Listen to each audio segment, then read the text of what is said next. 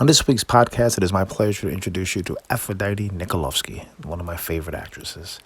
On stage, she has been seen Clean House, The Next Room, or The Vibrator Play. And at the Purple Rose Theater for Jeff Daniels, she was wonderful in Tally's Folly. Her film credits include the movies The Girl on the Mat, Betrayed, and most recently starring in the movie Love Immortal for director Robert Butler. It's my extreme pleasure to introduce you all to my friend, Aphrodite Nikolovsky. Good to see you, Rich. Good to see you, Fro. You look good. You look Thank relaxed. You look great too. Thanks. You look relaxed. Do I? Yeah. Yeah. I think I am relaxed today. What, you have anything going on today? Anything massive to do, or?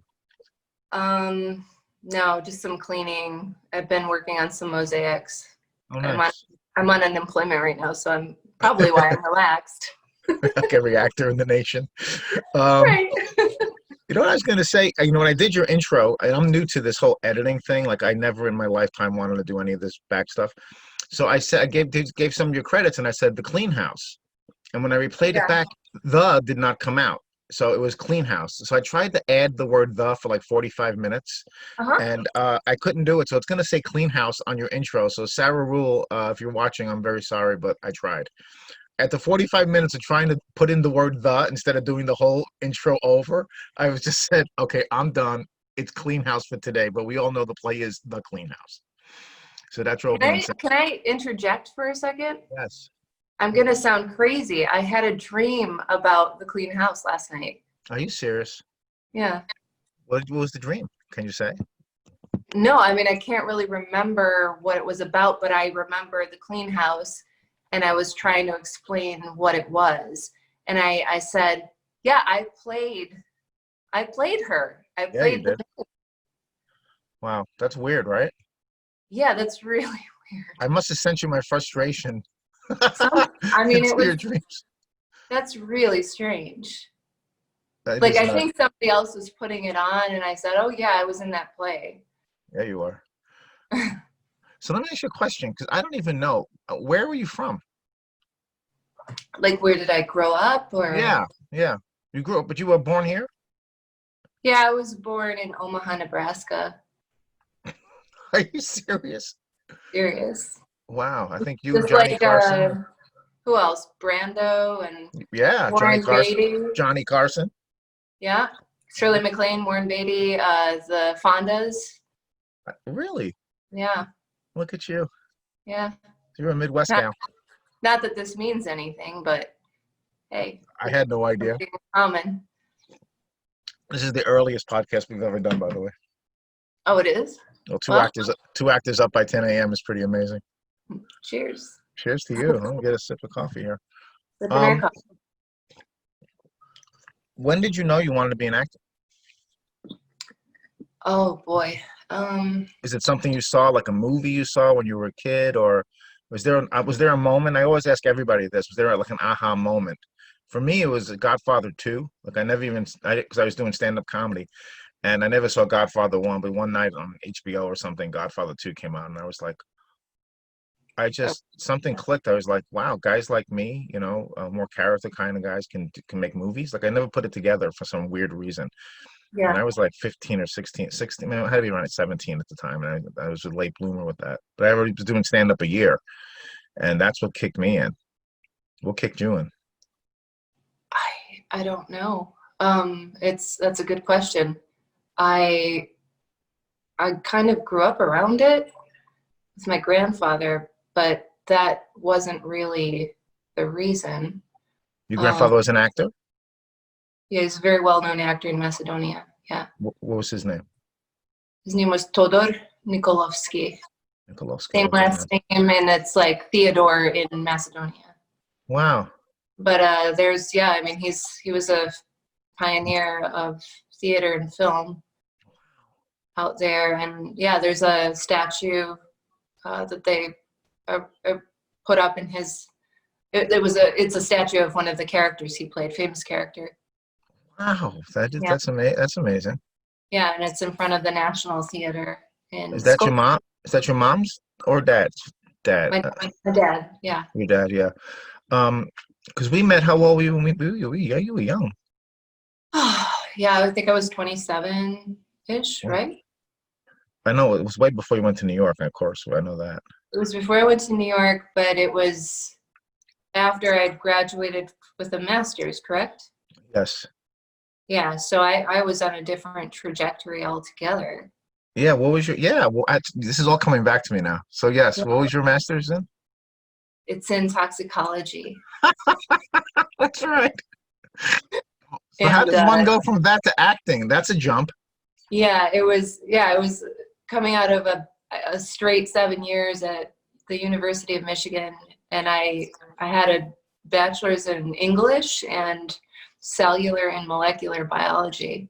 I can't even say that. And Yeah. then I went on for a couple more years to get a master's in toxicology, and then I was enrolled in the PhD program for toxicology, and I thought I was going to become a medical doctor like my dad. Yeah. He was a psychiatrist, and then I 8 Mile was filming, Yes.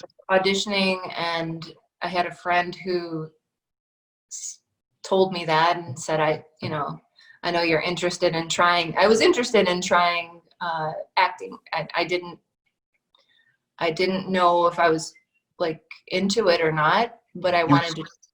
were you just interested in movies and things, or did you go to the theater at all when you were younger? No, just to see my grandfather Well, once in a while. you saw him perform? Yeah. I Wow. watched him.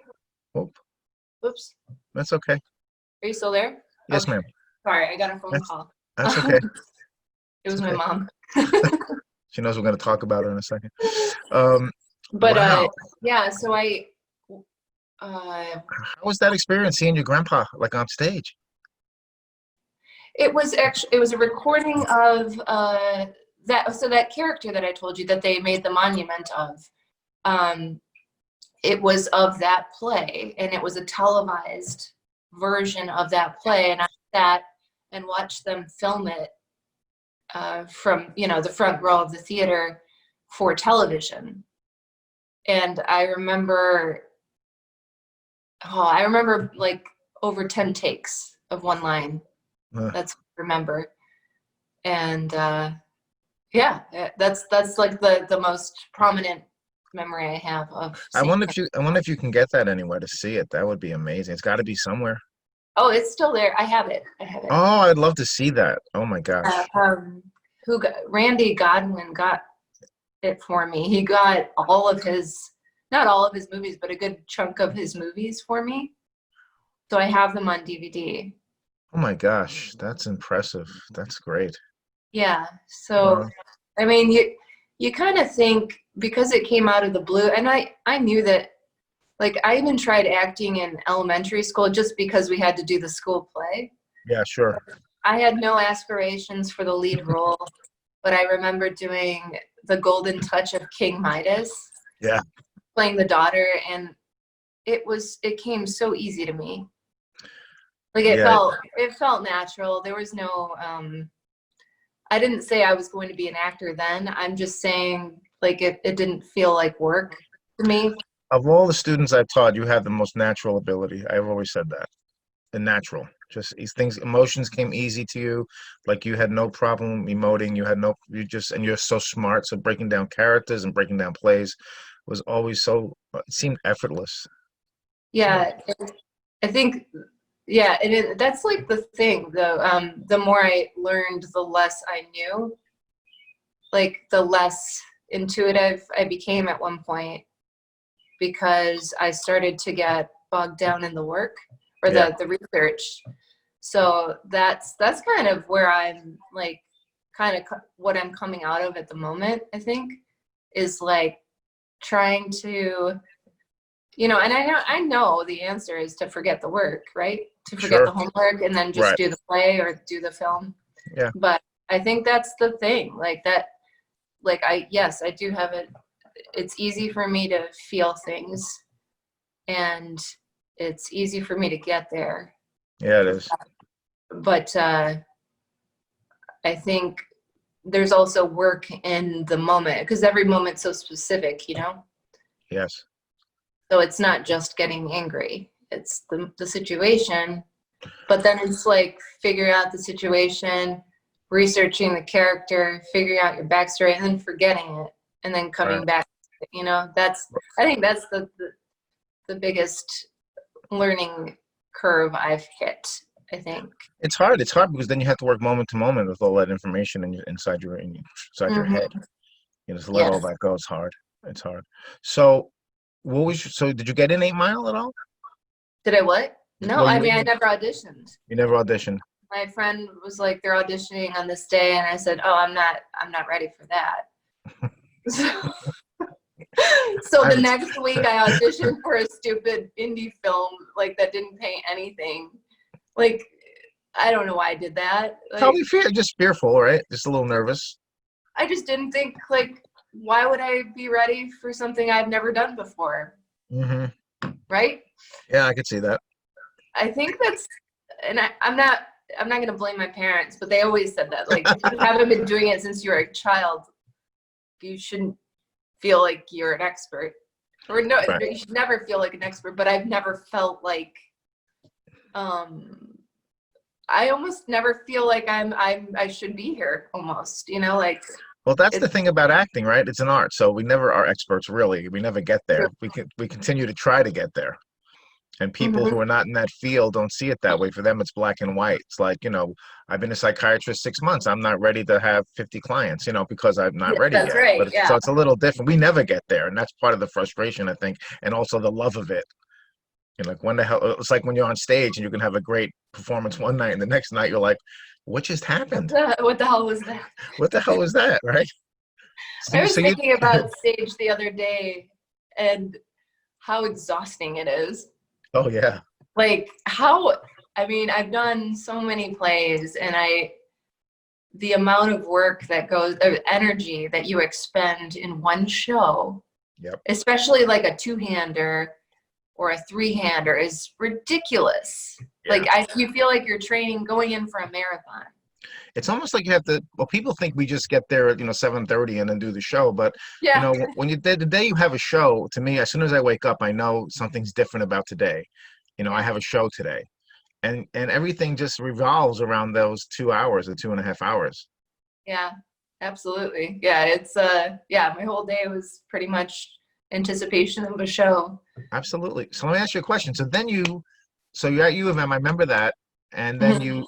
you took an acting class. What happened? Like what happened? I took your acting class. How did you find me? How did I find you? Was that Second City? No, I did Second City too. I think I was doing it at the same time possibly, but no, it wasn't through Second City. I know that you were a big part of Second City, Mhm. but I don't know if you were there when I was doing my classes. Well, you in Detroit, Second City, right? Yeah, I went to Yeah. that one. So Yeah. I was definitely there because I started, pretty much was there in the beginning and left at the end. But that Okay. doesn't. But I was also. They were very, very nice to me because they didn't have an acting program at the time, and they knew that I taught acting. And Yeah. they literally gave me a space there to teach acting, and they didn't want any money or anything, which was so nice of them. So Oh, cool. maybe that's how you heard of me, at Second City, that I had an acting class there. Maybe. I don't know. I'm not sure how I got to you. I knew I wanted to learn method acting, Yes. and I think you were the guy for that. Yeah. And you took to it like, man. I Really love took it. it.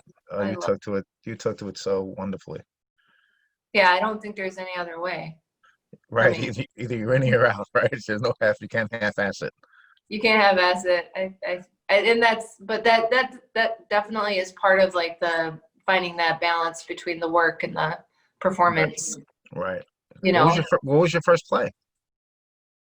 that I ever did. Yeah. Well, it would have been King Midas's Golden Son in third grade. um, or Conjunction Junction. Hmm. No, okay. Let me think. The first play that I ever did, I think it was the play with Edmund. I think Edmund might have been your first play. Yeah. I played the fortune teller in Yes. Edmund. Yeah, that was Yeah, awesome. yeah, Yeah, that's a crazy play. yeah. It was a cool play. That was a good play. Long, lots Long. of characters. Lots of characters, so a lot of acts, 26 actors, I think, but we got through it. It turned Yeah, out I really mean, it was well, perfect actually. for the class, you know. Yeah, it was great. It was great. What is the difference? Do you have a different process between going back and forth between film and stage? Um, Not really anymore. No. You did. I thought there was a difference. I don't think there is as much of it. I think there's a technique to it, Right. but I don't think that there is a difference between what you feel on film or on stage. Right. It's just how you convey it. How you convey it. Yeah. And I believe in stillness on stage as well. So I don't think no, I don't believe that. I think that there is, yeah, it's like hitting your marks in both respects. I think there's an audience no matter what. Like in a film set, you're still surrounded by a big group of people. Sure. Yeah, they're just a bit closer to you, and the camera is like either an audience member or your other person. Right. But I actually don't feel the difference as much anymore as I used to. I used to anticipate the difference, I think. But I used to think that you had to, like, if you felt like yelling, you couldn't yell on camera. Right. But that's not true. No, you just have to tell the sound guy. It's human to yell, and it's human to raise your voice. You can definitely convey more anger and stillness on camera because the camera is so close to you and sees so much. But I don't know. I feel like there's and that was something that I learned with my coach in New York, Elizabeth Kemp. Yes. And she said, you know, it doesn't matter. It doesn't. And she was the co-artistic director at the Actors Studio, and Yes. she didn't. Yeah, she said it doesn't matter. Like, you are human, and everything, you can yell, you can do whatever. It's just, you know, the medium is different. It's so weird how I agree with everything you're saying, but it's so weird how when you audition, we have to be so still. But once we get the part, because different angles and different And then things, they're like, yeah, go for it. yeah, but in the audition, they do not. They, you know, stillness is, you know, it's everything. It's weird. Which is why I haven't done that well in film auditions. I just don't believe in stillness like that, you know? What did you said stillness on stage? What did you mean? You said I believe in I mean, I stillness feel on like you can deliver a monologue without moving, and it'll be powerful because the words will carry you through, Right. That makes sense. you know? Yeah, absolutely. And I feel like if the more still you are, and it's not something I consciously do, but I feel like the more organic your movements are, the more effective, the more you can communicate with an audience. Like, if you're moving all over the place and trying to, you know, show what you're doing and feeling and moving too much, they can't really connect with you, I don't think, because it doesn't look human almost, you know? Right. It looks totally, yeah, too much. It looks fake. Yeah, it looks fake. And I don't think about whether it's looking fake, but like, I think the more internal you are, the more connected. And like, when you do externalize, the more realistic it is. Does that make sense? Yeah, absolutely. Absolutely. So what was the first film you did? It was a film that never got made. It was called Junk. I played a prostitute, heroin addict prostitute. Wow, that's a part. Yeah, it was a cool part. It was right after that 8 Mile audition that I didn't go to. It was the next thing, the independent film? It was literally like a week later. And you booked it? I booked it, yeah. That's hysterical. Yeah. You would have gotten 8 Mile. I don't know, but Yeah. you know, So, tell us about when you went to New York. How was that experience? you know, I was actually in Philadelphia for a while, and then That's I was right. in Jersey, and then I was in upstate New York. So, Right. it was good. I liked it. I like New York. When did you I, start studying with Elizabeth? probably like 2011, I want to say. Was that What? right? Yeah, maybe 11 or 12, somewhere around there. Yeah. How Yeah. was that? How was that for you? Oh, pretty life-changing. Yeah. Yeah. Yeah. She also taught method. So I was like from you, I was very well, I had a good solid knowledge of the method. Yeah. Um, And they're all different a little bit, you know? yeah, and what she taught was a little bit different, but it was almost it was the same and it was different. Right. Yeah, Um, I understand. because I mean she grew up in the studio. She was a member at 16, I think she became a member. Oh, wow. That's got to be the youngest member. I think she was the youngest, yeah. And she was mentored by Elia Kazan. And yeah, I mean, she's had a really interesting, you know, her first movie was with Tom Hanks as a lead. What movie was that? I forgot the name of it. Well, that's It's okay. listed. It's like his first movie too. Wow. Yeah, it's just starring those two. Wow. And she did her second one, I think, was with Christopher Reeves. Wow. But she, you know, she got into Hollywood and things got ugly for her, and she ended up going to teaching and kind of taking a step back from that career. What have you been up to lately? I know lately Um, with the pandemic, it's been tough, but what have I been up to? what do you have coming up even? I know you said you have some stuff coming up too, right? Yeah, well, I booked a movie before the pandemic started, literally like a week before. Where's that Uh, shooting? I think it's shooting in northern Michigan. I Okay. don't know if I'm allowed to talk about it, I'll tell that's okay. I but understand. uh, yeah, it's a cool script. Um, yeah, they were supposed to start shooting at the end of September or end of August, Okay. but it got pushed back a whole year. So, you know, that's not happening. Um, you know, and the last thing I did before the pandemic was that straight eight competition. Right. Yeah, tell us about that. Um, so me and a friend of mine uh, entered a contest called Straight Eight.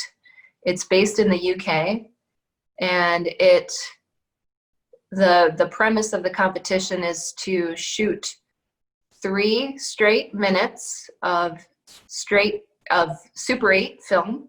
And so that's a special type of film. It's an older camera. It's not used much anymore. Right. And you can't edit the 3 minutes. You have to record the audio or the audio separately.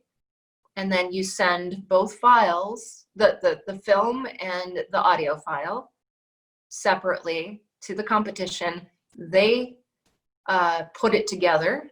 They edit it. They edit it. We don't get to see it. Wow. And then they pick out of 200 entries. They pick top 8. The top 8 go to Cannes. Wow. And I don't think they do this year because of the pandemic. Right. Mm-hmm. And then they pick a top 25 as well. So the top 8 are included in the top 25. Okay. And we made it into the top 25. Wow. Congratulations. Yeah. And we had no idea Wow. what we were doing. Sometimes it's best. We recorded the audio, and I knew that the audio was magic, Wow. but that was the only thing we had control over, really. I mean, other than what we shot, we were allowed to edit the audio, Right. add on to it or whatever, but we were not allowed to touch the film. So Wow. Straight 8. We have to look for that. yeah, and it's premiering tomorrow at our time, 3 p.m. Okay. on on their YouTube channel, but you can go, I think, to straight8.net Okay. or straight8.com. I can't remember which one, but you can look up Straight 8 Film Competition, and then it'll link you to the YouTube streaming. And they're out of the UK. Out of the UK, yeah. But I mean, it was a great. The judges were very, you know, they were definitely no joke. Yeah. One of them was I don't know if you ever saw the Senna documentary. Yes. It's his documentary, so he was one Oh, of the. wow. I think the coordinator for short films at Sundance was another judge. So it was like we were in good company, and I'm I don't sure. know. I don't know how we ended up in the top 25, but I'm But really glad they liked it. But you did? Yeah, Awesome. I'm proud Hey, of it. how were your experiences? And I think hopefully they were well, but good. But working at the Jeff Daniels Theater, Purple Rose, with Guy Great. Santel, who we all love. Yeah. What was the first play you did there? It was called Some Couples May. Okay. And did Guy direct that? Guy directed that, and it was by Carrie Krim. Oh, I love Carrie. She was in one of my touring companies at Second City. I directed. Oh, she's lovely. She's lovely, great writer, great actress too. Yeah, she's pretty much great all around. Great all around. I played a dominatrix. Really? Yeah, a college student masquerading as a dominatrix. Wow, that was the first play you did there. Mm-hmm. It's such a wonderful space there to have an equity theater in the middle of Chelsea, Michigan, which is such a small town. But they've been going for many years. Jeff's done a great job there, and Guy's done a great job there. He really has. It's the best theater I've worked at. Yeah, for Hands sure. down. Yeah, the way they run it and the energy in the theater, it doesn't feel diva-ish. It doesn't feel competitive. It feels like a company. Like it feels like we're a family when we're there, and there's no, like, we're working together to create something. Now you were in New York at one point, and you came back to do a play, didn't you? There? I'm pretty sure. I think all three of the plays that I've done there I came back to do. Yeah. Wow, really? Yeah. I love being there. You did one of my favorite plays I love is Tally's Folly. Oh, yeah. How was that experience? I saw the original Broadway production. That's how old I am. But with Judd Hirsch was in it, actually. That's right. I read about that. And he was brilliant. Yeah, it was cool. It was also, you were talking about The Godfather and like playing out of like the leading man type. Wow. I definitely played out of the Sally Tally type, the lead character in the lead female in the play. I don't know if I would have been cast as a Southern,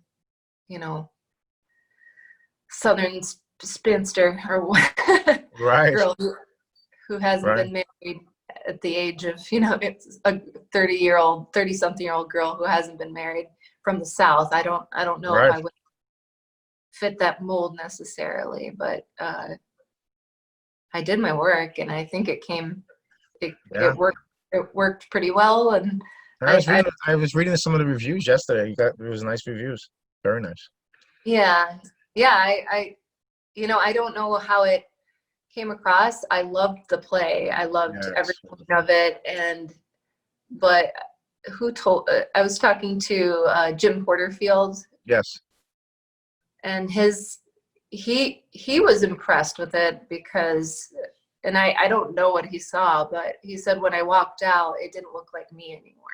And he wasn't expecting me to, he knew it was out of character. Like it was out of type for me to play that role. But you do that a lot. You do that a lot. That's why you really, and I said this in the intro, and I'm not just saying this because I know you and worked with you, but you are one of my favorite actresses, period. Overall, any put it up there with Meryl Streep or any of my favorites. You are one of my favorites. And that's also because you do that all the time when I watch you. I'm like, how the fuck is she going to pull this off now? And there you do it. Like that's not fro. I know fro for years. That's not fro up there, at all. And it's just the work is always so beautiful and organic, and it's just so connected and real. So Thanks, Rich. I appreciate you. Last question, and then I'll let you go. And I appreciate your time. And it might be a hard question, but because it's hard for me to answer this when I'm asked it. Do you have a favorite character that you have played? Oh, um, hmm. I think I I think Sally Talley was my favorite character. Yeah. Yeah, and I think Lady Macbeth was one I wanted to play again, having the experience and years on me that I have now. I'd like to Yes. come back to it. Uh, but yeah, yeah, and I don't know if I have a favorite. Those are stage characters. Yeah, I'm that's not okay. sure as far as film characters go. I think I really enjoyed playing Isabel in The Spirit of Isabel, Rob Butler's short film. That was great. Yeah, I enjoyed that too. Yeah.